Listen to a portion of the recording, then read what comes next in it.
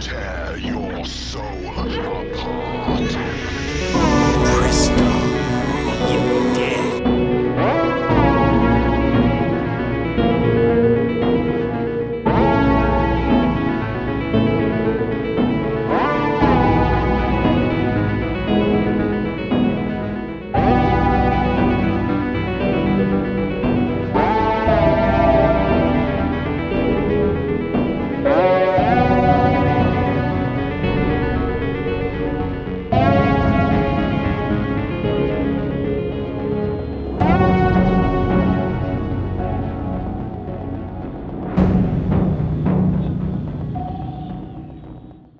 Bonjour mes amis, j'espère que vous allez bien. Aujourd'hui, vidéo critique, on va revenir sur le 5e épisode d'une saga très lucrative, American Nightmare 5, sans limite.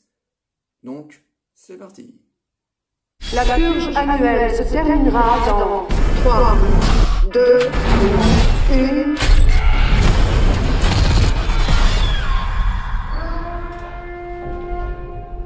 Merci de votre participation. On a survécu. Tous les services d'urgence et de secours ont été rétablis. Tout crime, y compris celui d'homicide, est désormais illégal. Allez les gars, au boulot. Une nuit seulement. Le reste de l'année, c'est calme.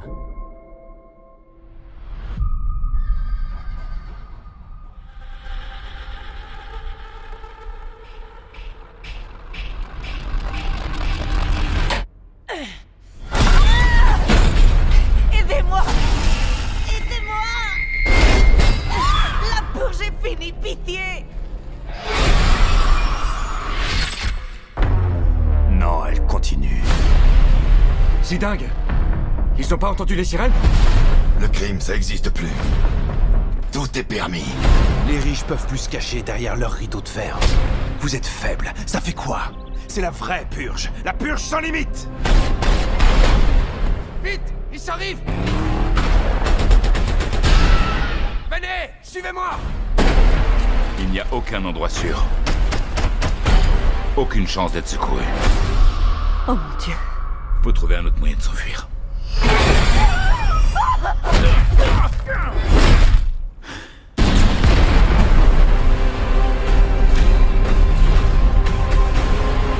Ce pays va s'effondrer. Le Mexique ouvre sa frontière pendant les 6 prochaines heures. En route. On va se soutenir.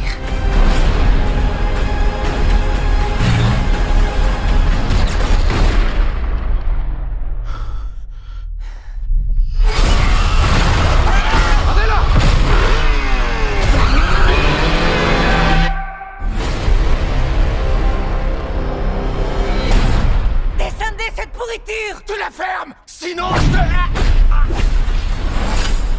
Sinon j'étais quoi?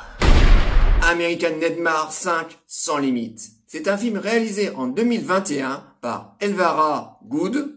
Tiens, ça fait un peu allemand, tu trouves pas? Si, légèrement. Enfin bon, bref. Dans les rôles principaux, on retrouve Anna de la Reguera, Josh Lucas et Teno Ertan. Excusez-moi si j'écorche un peu leur nom. C'est des noms mexicains, donc c'est pas évident. Alors, qu'est-ce que tu fais? Tu commences ou je commence? Bah, commence, tiens. Donc, c'est parti. Donc, c'est le 5e épisode de la saga American Nightmare qui a été à la base réalisé et produit, enfin, écrit plutôt par James de Monaco. Mais là, cette fois, il laisse sa place de réalisateur à Elvira Good. Alors, c'est un épisode que j'ai plutôt bien aimé, voilà, c'est un des meilleurs épisodes de la saga, enfin, pour moi. J'avais bien aimé le premier, parce que le premier, bon, comme toute saga, est le premier film, donc j'avais bien aimé l'histoire de base, donc cette histoire de purge, cette nuit où les Américains peuvent faire tout ce qu'ils veulent, surtout tuer. Et j'avais bien aimé cette histoire, le film était, à l'époque, était un petit film. Les producteurs n'avaient pas encore prévu de faire une saga derrière, donc c'était sympathique, voilà, c'était un home invasion.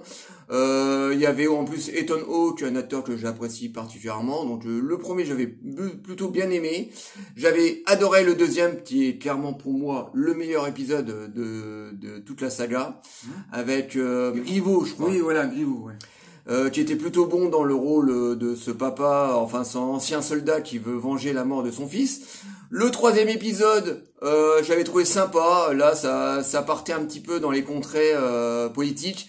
On voit cette sénatrice qui est obligée d'être défendue par le soldat du deuxième d'ailleurs. James Grievous revenait de nouveau.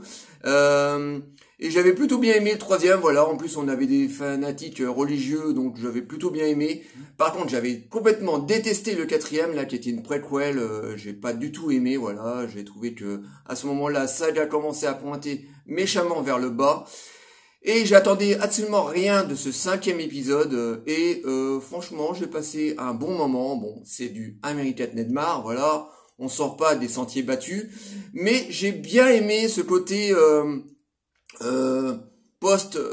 après la politique de Trump, voilà, parce que le film lorgne méchamment, enfin c'est une satire sur la politique de Trump, voilà, et j'ai bien aimé aussi le contexte où se trouve le film, voilà, au Texas, voilà, on sait très bien que cette région, enfin cet État américain qui est très conservateur, qui est pro-armes. J'ai bien aimé que l'histoire se passe dans cette région, donc chez les cow-boys. Le film est relativement bien shooté, même si d'après ce que j'ai lu sur internet, c'est l'épisode où le budget est plus conséquent. Bon, moi j'ai pas trouvé que il était mieux que les autres épisodes, voilà. Mais bon, voilà, on sait très bien ce qu'on va aller voir. On sait très bien, on veut de la tuerie, on veut que ça soit rempli d'action, on veut voir des gros tarés avec des masques bien chelous. Et je trouve que de ce côté-là, le film remporte la palme. Voilà, on n'est pas dans on n'est pas étonné par rapport à ce qu'on voit parce que c'est un American Nightmare assez classique. Mais voilà, il remporte vraiment la donne. Voilà, il promet vraiment ce qu'on voit dans la bande-annonce, voilà. Et j'ai plutôt bien aimé, voilà. Bon, on a encore des personnages un petit peu caricaturaux, mais bon, ça c'est normal dans ce genre de production, dans ce genre de saga. On a toujours des personnages qui sont très caricaturales. Un peu comme était le cas de la saga Saw. Mais bon, voilà, moi j'ai pas boudé mon plaisir. J'ai bien aimé ce couple de Mexicains qui traversent la frontière américaine pour pouvoir avoir une nouvelle vie aux États-Unis. Et j'ai surtout bien aimé la fin. Bon, bah, je vais pas trop vous spoiler parce que c'est un peu délivré dans la bande-annonce, voilà. Au bout d'un moment, les États-Unis sont à feu et à sang, voilà. Les États-Unis sont en train de se détruire eux-mêmes dû à cette purge. Et à la fin, j'ai bien aimé les Américains qui sont obligés de traverser la frontière mexicaine pour aller se réfugier dans le pays qu'ils détestent. Parce que c'est vrai que le film, à la base, devait sortir en 2020, donc pendant encore l'ère Trump.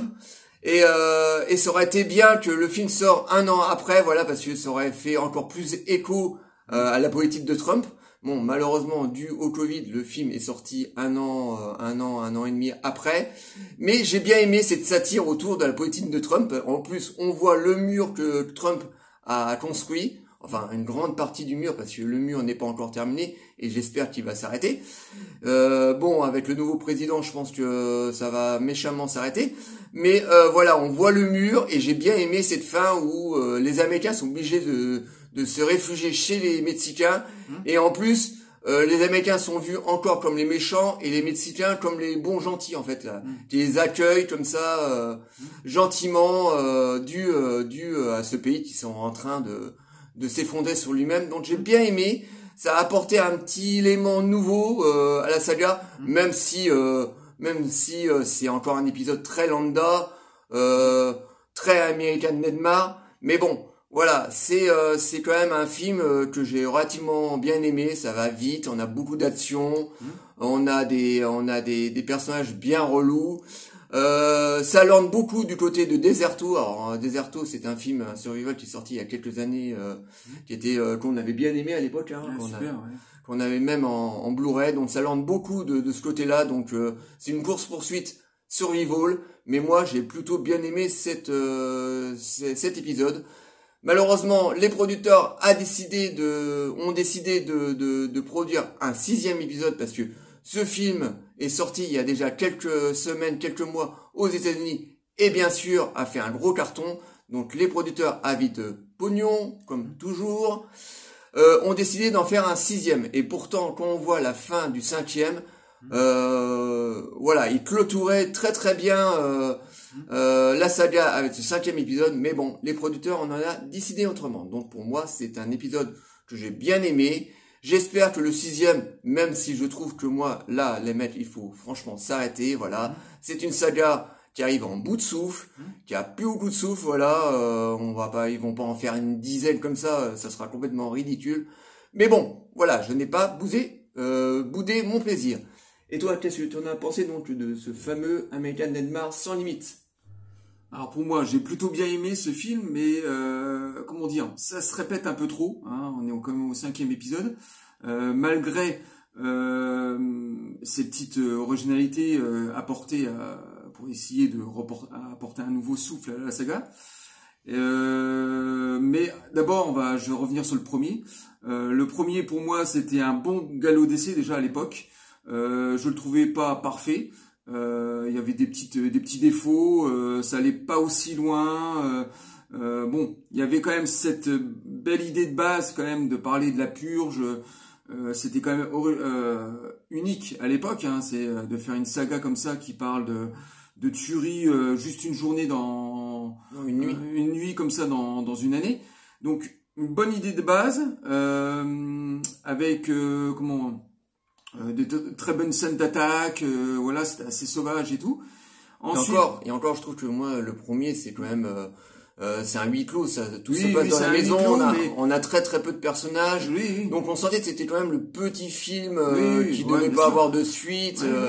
Donc oui, un coup d'essai, hein, voilà, comme tous les premiers films. Donc c'était un petit film d'horreur, thriller, un peu inoffensif mais sympathique. Ouais. Donc moi j'aimais bien ce huis clos avec ces personnages en couleur, même très caricaturaux, hein, on parle des classes sociales, toujours pareil, hein, là dans ce premier film là on parlait d'un black qui était la victime, hein, qui était récupéré. Donc ce premier film était un bon galop d'essai, mais qui avait besoin d'être creusé et puis amélioré. Pour le deuxième film, alors là c'est totalement, on pourrait supposer qu'on est dans une production italienne des années 70. Donc là, on lâche les chevaux et on va à 100 à l'heure. Donc c'est extrêmement violent, extrêmement graphique. Voilà, donc extrêmement décomplexé, beaucoup de sang, voilà, beaucoup de tuerie, énormément d'imagination dans les différents personnages avec les masques, les costumes. Avec des personnages assez troubles, c'est ce qui était nouveau d'ailleurs dans ce deuxième épisode. Donc le deuxième était excellent pour ça, hein, pour le côté décomplexé. Dans le troisième, on revient, on continue sur le postulat du deuxième, donc c'est une suite directe. On retrouve le personnage qu'on avait aimé dans le premier, avec une touche, comme tu disais tout à l'heure. Dans le deuxième, tu veux dire. Oui, dans le deuxième. Donc on retrouve là cette fois-ci dans ce troisième épisode là, il y a un côté un peu plus politique, hein, parce qu'il y a la sénatrice et avec des personnages toujours caricaturaux, toujours avec les classes sociales, mais on continuait toujours sur ce côté bis italien. Complètement assumé. Et on va passer au quatrième. Alors là, le gros bémol. Déjà, dans ce film-là, la petite particularité comparée à toi, c'est que déjà, là, il s'attaquait déjà à des questions socialo-politiques. On parle du racisme dans cet épisode-là, sauf que c'est fait avec les pieds, c'est très grossier, les personnages sont mal écrits. En plus de ça, c'est ce qui se passe avant, donc la première purge, c'est censé être la première purge. Et les personnages étaient mal écrits, c'était fait avec les pieds, donc vraiment un quatrième épisode très flébard. Et ils auraient peut-être dû s'arrêter là. Oh oui. Et en parlant du dernier maintenant, vite fait, moi je l'ai trouvé, comme je disais tout à l'heure, très sympa, mais très répétitif. Les points positifs du film, c'est que ça se passe au Texas, donc il y a ce côté western, ce côté on protège c'est le cœur même de l'Amérique. Le cœur de l'Amérique, voilà, c'est ça, on protège l'Amérique, ses valeurs, etc. Ça commence comme ça. Et bien sûr, on ressent ces 4 ans de politique Trump, donc une Amérique divisée en deux, forcément. Donc on parle aussi de racisme, aussi de se regarder le nombril. Faut arrêter, faut aussi s'ouvrir aux autres. Donc il y a tout ce message sociopolitique qui est apporté à ce 5e épisode, qui est une fraîcheur. Malheureusement, emprisonné dans une structure habituelle, faut pas casser les codes, faut pas brusquer les gens, il faut apporter quelque chose de nouveau, tout en reconnaissant, en gardant l'ADN de la saga, en gardant l'ADN de la saga. Donc moi j'ai trouvé sympathique, mais malheureusement trop répétitif. Donc là ils ont annoncé un 6e film qui sera une suite directe. Moi, ça me fait très très peur parce que après le 6, ça va être le 7 et le 8. On sait pas. Mais ils s'arrêteront plus. À un moment, jusqu'au moment où les gens vont avoir un dégoût de cette saga. C'est le problème d'Hollywood, c'est toujours le pognon, comme tu disais. Et moi, je vais finir par parler de la série, parce qu'on n'a pas parlé de la série. Donc la série était un navet total. On s'emmerdait sec. Il y avait rien d'original. On reprenait exactement ce qui a fait le succès de la série, les valeurs de la série, les valeurs, disons, le but de la série, et c'était vraiment ras des pâquerettes, déjà manque de budget, ça se voyait à l'image et au niveau de la production. Donc voilà ce que je pouvais dire. C'était très light aussi. Très très très light. Pas d'acteurs qui jouent des acteurs pas formidables, ni la réalisation. C'est vraiment une série. Je sais même pas s'il y a une saison 2 d'ailleurs. Si, il y a une saison 2. Ça s'est arrêté au bout de... Donc on n'arrête pas dans la médiocrité. Donc voilà ce que je pouvais dire sur ce 5e film et sur la saga en général. Donc voilà, très satisfaisant, mais sans plus pour moi. Oui, je pense que la plupart des gens savent très bien ce qu'ils vont aller voir en allant voir American Nightmare. En même temps, c'est comme je vous disais au début de vidéo, c'est un peu comme la saga Saw. Quand il y a eu le premier Saw qui est sorti, ça a cartonné parce que c'était super original. On avait un super twist de fin, donc c'était logique que les producteurs allaient faire d'autres Saw juste derrière parce que c'est en fait une grande histoire.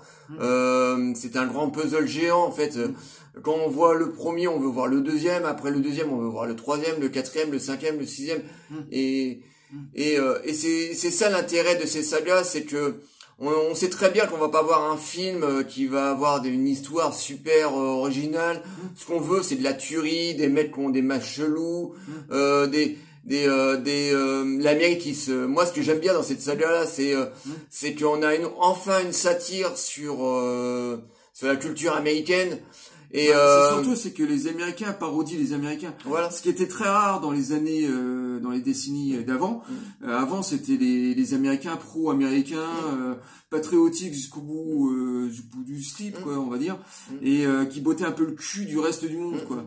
Là, cette fois-ci, ils se regardent enfin en face, quoi, et puis ils disent on n'est plus pro-américain comme avant. Il y a le monde, quoi.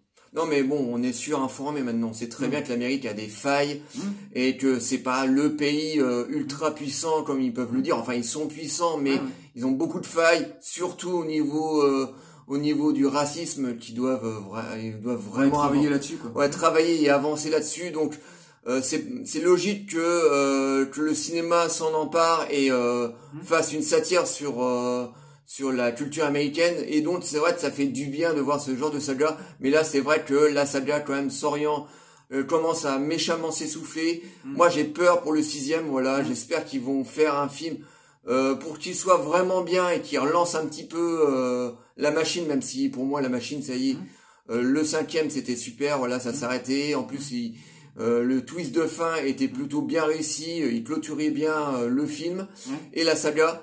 Mais bon, j'ai un peu peur, mais bon, C'est les producteurs américains, c'est produit par Blumhouse. Blumhouse, ils aiment bien le pognon, donc ils vont continuer. C'est surtout un petit studio, ils vivent avec ça. Un petit studio, maintenant c'est un gros studio maintenant. Oui, mais avec tout l'argent qui a été fait. Ouais. Donc ils vont continuer, je vois pas pourquoi ils continueraient pas si ça continue à rapporter du pognon.